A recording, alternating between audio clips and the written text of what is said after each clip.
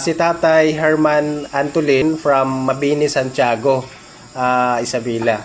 Right, so ngayon nadalaw natin po si Tatay dito para ma-double check at ma-check up po natin siya kung ano na po ang status ho doon sa pamamaga ho ng kanyang paa noong nakaraang linggo. Dahil ano po ang nangyari po noon, Tay, bago po namaga po yung paa ho ninyo? Kinamoto ninyo? Nakamoto ninyo? Na-irritate? Oo, parang anong tawag ng... Parang... Nagulat na ako, baka bumukol na gano'n, no?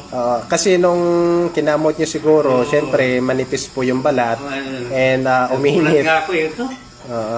Pinabayaan ko lang, wala naman ako nilang gamot. So ito yon yung nakamot. Pakita po ninyo, Tay.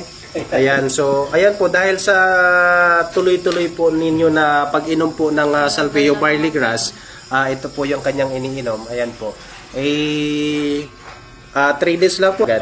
Patingin nga ulit, Tay. Ayan, ito po yun yung, ayan. Tapos yung isa po ninyo, Tay. Ayan. Si Tatay Herman po ay isa pong diabetic po. Meron din po siyang high blood. And at the same time, na-check up po natin sa kanya kanina, yung ating BP is nasa 130/70 lang po siya. Then yung heartbeat ho ninyo is nasa 70 per minute lang po. Naiwasan ko na rin yung maintenance.